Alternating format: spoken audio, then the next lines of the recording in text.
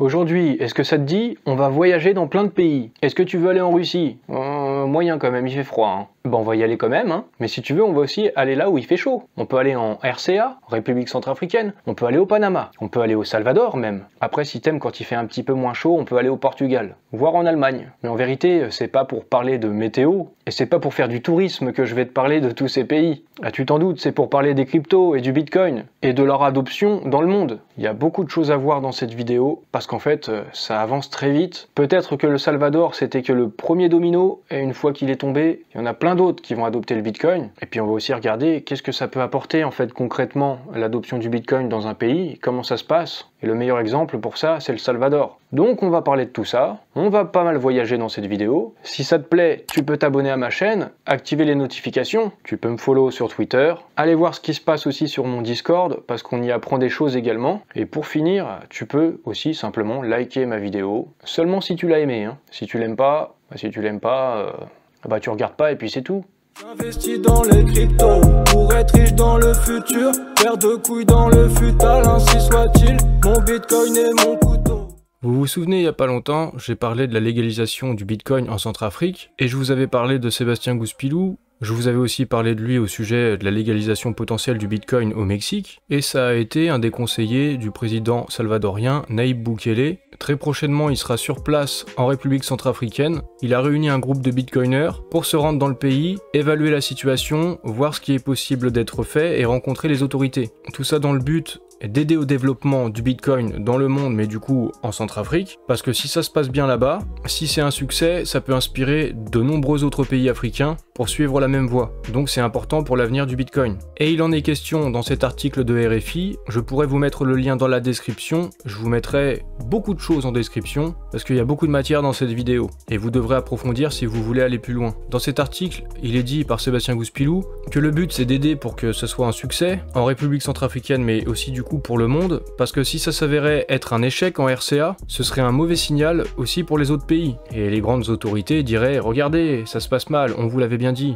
En fait, il n'y a pas de droit à l'erreur. Donc ils vont sur place, ils vont regarder quelle est la situation du pays, quelles sont les intentions des dirigeants, et en fonction de ça, ils apporteront toute l'aide possible. Et dans cette initiative, il y a aussi Ledger qui s'est joint et qui s'implique fortement avec eux. La démarche, elle est ouverte à tout le monde, donc s'il y a des gens qui pensent pouvoir aider la République centrafricaine, qui ont des compétences, elles peuvent contacter directement sur Twitter Sébastien Gouspilou. Sébastien Gouspilou, justement, il dit que le but aussi de ce groupe, c'est de voir quelles sont les intentions des dirigeants. Et quand on regarde le compte Twitter du président Faustin Archange Touadéra, il a l'air de vouloir faire partie des artisans d'une transformation absolue et de véritablement apporter le Bitcoin, Internet, les technologies du numérique dans son pays, des technologies qui vont changer le monde. Peut-être que c'est juste des belles paroles ou de la communication. Il a tweeté « Vires in numeris ». C'est une locution latine utilisée par les bitcoiners souvent, qui signifie que la force est dans les nombres. Faustin Archange Touadéra, c'est un mathématicien, et ça laisse supposer qu'il connaît la valeur fondamentale en fait du bitcoin et qu'il peut la comprendre. Et donc a priori, ses intentions, elles seraient plutôt bonnes. Ce seraient les intentions de quelqu'un qui comprend vraiment la valeur du bitcoin. Comme il le dit dans un tweet qu'il a épinglé, les mathématiques, c'est un langage universel. Et le Bitcoin, c'est des mathématiques. Donc le Bitcoin est une monnaie universelle. Alors si c'est vraiment un Bitcoiner, on devrait bientôt le savoir. Si vous voulez en savoir plus sur ce groupe de Bitcoiners, on retrouve par exemple Samson Mow, je vous en ai déjà parlé, et je vous mettrai un lien dans la description, une vidéo de Grand Angle Crypto, où vous aurez plus d'informations sur ce que va faire ce groupe en République centrafricaine. Maintenant, on va passer au Panama. J'en ai parlé sur Twitter, et en fait, il y a eu un retournement de situation. Je vous en ai parlé dans une vidéo, il y avait un projet de loi pour l'adoption de plein de cryptos, ça avançait jusque-là très bien, avec l'unanimité des votes, il y a eu plusieurs tours, plusieurs débats, et ça avait l'air vraiment très bien parti, il manquait plus que la validation du président pour promulguer cette loi, et pour l'instant sa décision est suspendue. Du coup on sait pas ce qui va se passer, et voici ce qu'a dit Laurentino Cortizo, le président du Panama. Si je dois vous répondre maintenant avec les informations dont je dispose, qui ne sont pas suffisantes, je ne signerai pas cette loi. Je dois être très prudent pour savoir si la loi contient des clauses liées aux activités de blanchiment d'argent. Les activités de lutte contre le blanchiment d'argent sont très importantes pour nous, parce qu'effectivement, vous avez dû entendre parler des Panama Papers, un scandale qui date de 2016, qui a impliqué des personnalités importantes et des dirigeants dans le monde entier. On comprend pourquoi le président est soucieux en matière de corruption, d'évasion fiscale et de blanchiment d'argent. C'est intéressant de noter que, un tout petit peu avant cette annonce de la suspension de la loi, Benjamin Minkou avait annoncé pour la blockchain Elrond qu'ils avaient franchi une étape importante pour l'adoption institutionnelle et publique au niveau national et international, avec l'intégration de N-Chain qui déploie des analyses justement pour établir des normes les plus élevées en matière de conformité et de prévention de la fraude. Et aussi récemment, Benjamin Minkou, Elrond, nous a dit qu'ils étaient en discussion avec des gouvernements, plusieurs gouvernements même, pour une adoption gouvernementale de la blockchain Elrond. Est-ce qu'il y a un lien? Peut-être, peut-être pas. Mais en tout cas, pour répondre à toutes ces normes qui pourraient être exigées pour la lutte contre le blanchiment d'argent et les fraudes, bah la blockchain Elrond semblerait au point. On verra ce qui se passera au Panama. Maintenant, on va faire un petit tour du côté de la Russie. Denis Manturov, ministre de l'Industrie et du Commerce de la Fédération de Russie, il a déclaré qu'il pensait que oui, les cryptos peuvent être légalisés, donc comme monnaie, Et il rajoute que la question est de savoir quand est-ce que ça se produira, comment ça se produira, et comment ce sera réglementé. Donc la question, c'est pas si ça va se passer, mais quand, comment, de quelle manière, quoi. Tout le monde est enclin à comprendre que c'est une nouvelle tendance et que tôt ou tard, sous un format ou un autre, cette réglementation se fera. Donc ça devrait se faire aussi en Russie, ça semblerait être une question de temps. Et maintenant, on va aller du côté du Portugal. Le Portugal qui faisait exception jusqu'ici pendant encore pas très longtemps. Le paiement en crypto ou les gains sur les plus-values en crypto-monnaie n'étaient pas imposés, c'était du 0%. Et ben en fait, ça va être revu, comme on nous le dit dans cet article du journal du coin. Je vous mettrai l'article en description. Mais du coup, une taxe sur les gains est prévue. Les crypto-monnaies pourraient être également soumises à d'autres taxes comme la TVA ou encore le droit de timbre. Du coup, le 0%,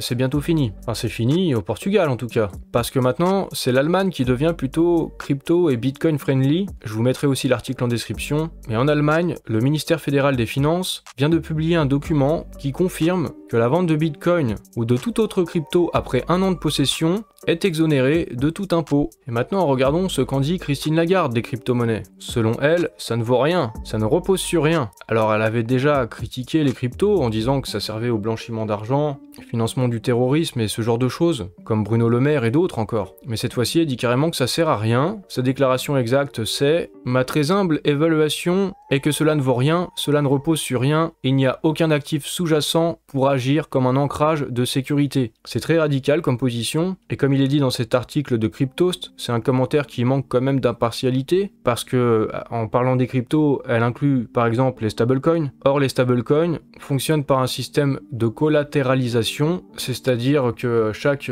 USDT ou USDC par exemple est backé derrière par un vrai dollar qui existe. Donc dire qu'il n'y a aucun actif sous-jacent, bah c'est faux, factuellement. Et si on parle par exemple du Bitcoin, la valeur intrinsèque n'a pas besoin de sous-jacent à partir du moment où la valeur du Bitcoin, c'est le Bitcoin lui-même et c'est son système. Alors ça, à la limite, peut-être qu'il n'y voit aucune valeur mais il y a des pays comme le Salvador ou la République centrafricaine qui y voient une valeur. Est-ce que c'est juste une question de point de vue ou une question d'intérêt, de pouvoir et de contrôle? Il y a des chances que vous connaissiez Tikapo, si vous suivez Elrond probablement. Et sur Twitter, il a dit, en réaction à cette déclaration de Christine Lagarde, que bizarrement en Allemagne, si souvent cité comme le pays modèle européen, bah ils sont pas du même avis. De quoi avez-vous peur, Madame Lagarde? Et j'ai répondu qu'elle avait peut-être peur de perdre le contrôle, peur que le Bitcoin aille plus vite que leur plan d'euro numérique, parce qu'en effet, dans le même temps, Christine Lagarde promeut l'euro numérique, qui sera aussi une crypto, quand elle dit que les cryptos valent rien, dans ce cas-là, l'euro numérique, qu'est-ce que ça vaut, si elle inclut toutes les cryptos dedans? Mais en tout cas, là, ce sera une bonne crypto, validée par les institutions, puisque ce sera sous leur contrôle. Mais l'euro numérique, c'est pas terrible. En tout cas, je pense. Faites-vous votre propre avis. Je préfère le Bitcoin. Et mon couteau. Et pour anecdote aussi, Christine Lagarde, peut-être qu'elle pense que ça ne vaut rien, les cryptos. Mais le fils de Christine Lagarde, lui, il investit dans les cryptos. C'est cocasse. Et puis bon, c'est quand même marrant de dire que ça vaut rien, parce que quand même la banque Morgan Stanley pense que la technologie du Lightning Network, du Bitcoin, est meilleure que celle utilisée pour les paiements par carte, comme Visa ou Mastercard. Donc si Morgan Stanley pense ça, c'est que il y a peut-être quand même une valeur là-dedans. La banque Morgan Stanley a déclaré qu'il n'y avait presque aucun frais pour l'envoi d'une transaction Bitcoin à l'aide du Lightning Network, ce qui le rend plus pratique pour les petits paiements qui seraient normalement effectués par carte de débit. Donc pour les commerçants, c'est sûrement préférable, mais ce n'est que l'avis d'une des plus grosses banques du monde. Peut-être que ça n'a aucune valeur, comme le Bitcoin. Dans cette vidéo, on va aussi parler du Salvador. Et on va commencer avec cet article de Le Monde. Le rêve autour du Bitcoin est en train de s'évanouir. Ils disent que ça fait courir un grave risque financier, qu'en gros c'est fait pour une classe moyenne émergente au Salvador, mais que ça écarte les plus âgés et les plus défavorisés. Qu'en gros, c'est une crypto pour les riches, que ça profite à quelques-uns seulement, mais pas à la population salvadorienne. C'est ce que semble véhiculer cet article. Peut-être qu'ils disent vrai, je ne sais pas moi. Il faut se renseigner pour savoir. Et Le Monde est là pour nous informer. Et ils nous disent qu'au Salvador, l'adoption du Bitcoin a surtout profité à son président Nayib Bukele. Finalement, c'était juste pour lui quoi. Peut-être pour son image dans le monde. Mais que pour les gens, rien. Peut-être que c'est vrai, je ne sais pas. Ils disent que sur place, c'est très peu utilisé et que ça a creusé le déficit du pays, mais que ça augmente le capital politique de son dirigeant. Dans l'article, il parle du fait que, ok, ça fait venir peut-être des étrangers, qu'il y a plus de touristes qui souhaitent y dépenser leur bitcoin. En effet, pour le coup, il y aurait eu une augmentation de 30% du tourisme suite à l'adoption du bitcoin. Dans ces cas-là, c'est 30% de gens qui y vont en plus dans les hôtels, dans les restaurants, dans les bars ou qui achètent dans les boutiques. Et cet argent, ça revient quand même à la population, normalement, non? Dans l'article du Monde, ils disent qu'il y a un rapport qui a été publié en avril par le National Bureau of Economic Research, basé aux États-Unis, montre qu'une seule entreprise sur 5, elle accepte le Bitcoin comme monnaie de transaction, et que seulement 5% des commerces l'utilisent régulièrement. Alors moi, personnellement, je ne sais pas, je ne suis pas sur place, je ne peux pas vérifier. Il parle aussi du projet de Bitcoin City, comme quoi ça arrange pas les finances de l'État, ça a l'air d'être quand même assez à charge contre Nayib Bukele et contre sa politique au Salvador, le journaliste qui a écrit cet article. Je sais pas s'il est allé lui-même au Salvador, moi non plus, je n'y suis pas allé, donc je ne sais pas exactement comment ça se passe là-bas sur place. Et donc je suis, moi, le président Nayib Bukele sur Twitter, et je regarde un peu ce qui se passe. J'ai vu récemment que des tablettes Lenovo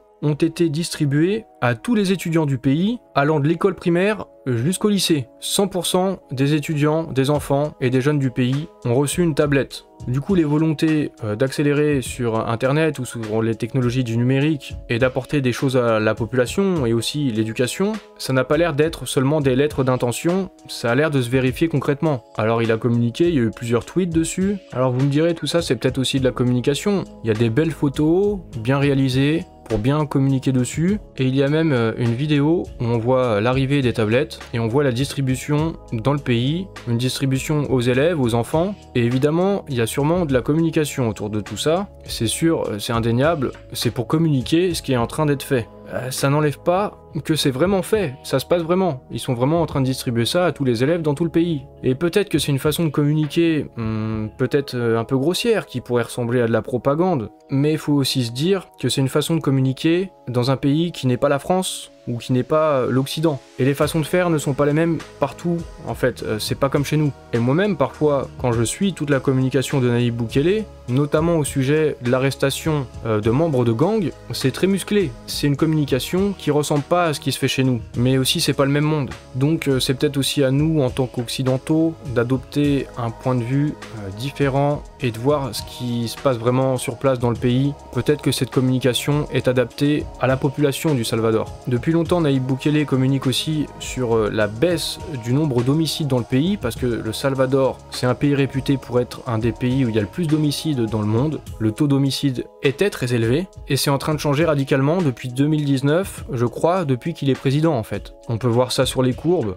2022, c'est presque à zéro en fait. Et je suis ça, c'est pas seulement pour le mois de mai, j'ai vu aussi pour avril, j'ai vu aussi pour mars, j'ai vu pour février, je suis ça depuis un moment, et les statistiques sont assez parlantes. Le nombre d'homicides a été réduit drastiquement dans le pays, pour augmenter la sécurité aussi de la population donc. Alors je vous mettrai pas l'image là sur YouTube, parce qu'on voit une femme qui donne le sein, et je risque de me faire si je publie cette image sur YouTube, mais en fait il y a aussi l'UNICEF qui félicite le Salvador, et c'est pas juste de l'auto-congratulation de Nayib Bukele sur sa propre politique. L'UNICEF félicite le pays pour sa vision et son engagement à améliorer la survie, la santé et le bien-être de la petite enfance, donc des bébés, et ils reconnaissent les progrès accomplis par le gouvernement du Salvador dans la promotion et la défense de la lactation maternelle. C'est peut-être des sujets qui ne nous touchent pas trop en Occident, mais la mortalité infantile est très élevée dans des pays comme le Salvador, et l'UNICEF reconnaît le leadership de la première dame, Gabriela Bukele, la femme du président,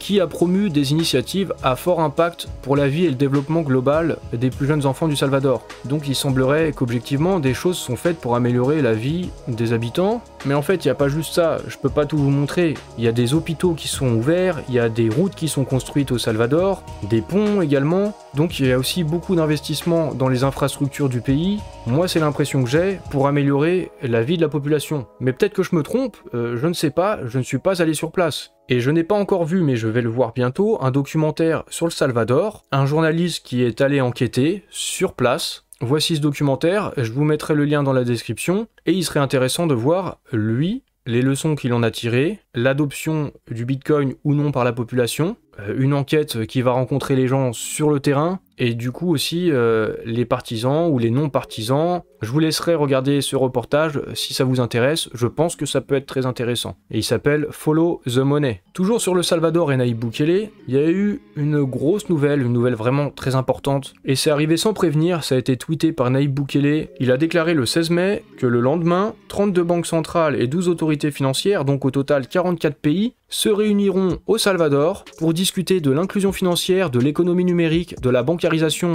des non-bancarisés, du déploiement du Bitcoin et de ses avantages dans leur pays, au Salvador. Et on retrouve beaucoup de pays d'Amérique latine et d'Afrique également. On les voit ici réunis sur cette photo. Nayib Bukele a tweeté en disant « Semer des graines dans 44 pays ». Ils se sont réunis pendant 3 jours. Des pays qui pourraient peut-être vouloir prendre aussi leur indépendance vis-à-vis du dollar américain, ou de l'euro, ou du franc CFA en Afrique. Des pays qui voudraient peut-être s'échapper d'une domination. Et puis si ça peut effectivement apporter des avantages pour leur population, autant en profiter. Donc ces 44 pays se montrent ouverts. Les banquiers centraux et les régulateurs financiers de ces pays se sont rendus aussi à Bitcoin Beach pour en savoir plus sur l'inclusion financière notamment et la bancarisation des personnes non bancarisées, parce que dans ces pays-là, il y a beaucoup de gens qui n'ont pas de compte en banque, qui n'ont pas de moyens de financement, et s'ils peuvent être bancarisés d'une certaine manière avec le Bitcoin, ça leur permettrait à plus de gens d'ouvrir des commerces, et ce serait bénéfique pour l'économie de ces pays-là. Donc ces pays-là cherchent à s'informer et avoir plus de connaissances sur le sujet du Bitcoin. J'ai fait un tweet en reprenant une étude d'un article de Bein Crypto France, et cette étude permet de comprendre que l'ignorance, c'est le facteur principal qui engendre du scepticisme vis-à-vis des cryptos. Donc ma déduction, c'est qu'il faut partager ces connaissances pour démocratiser la crypto et aider à faire en sorte que ça s'accélère. Donc c'est à nous de jouer. À moi, c'est ce que je suis en train de faire là, mais à vous aussi. Et c'est aussi pour ça que j'ai ouvert mon Discord au passage, je vous le rappelle, je l'ai ouvert il y a pas longtemps, c'est aussi pour qu'on se partage plein d'infos. D'ailleurs, c'est ce que vous êtes en train de faire, c'est très bien. Vous m'apprenez aussi des choses au passage. Je découvre plein de projets.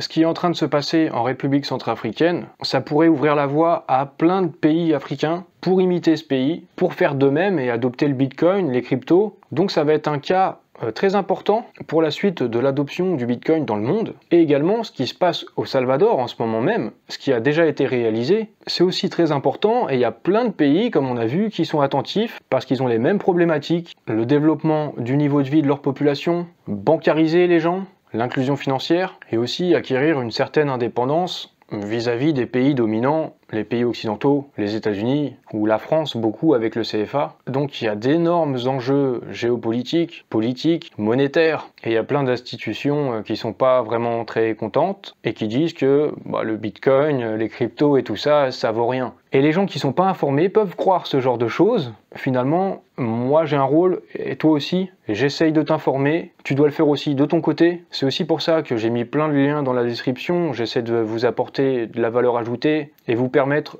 de pousser les recherches ensuite, parce que moi je peux juste faire un petit condensé, mais si vous voulez vraiment vous renseigner, vous devrez aussi faire des efforts de votre côté, et comme on l'a vu, l'ignorance c'est souvent ça qui fait que les gens sont sceptiques vis-à-vis des cryptos, donc c'est à nous de partager et propager l'information pour que ça accélère le plus possible. Pour m'aider à partager et accélérer le déploiement de l'information dans le monde entier, tu peux t'abonner à ma chaîne Mon Bitcoin et mon couteau, activer les notifications et partager mes vidéos, liker également et me suivre sur mes réseaux sociaux.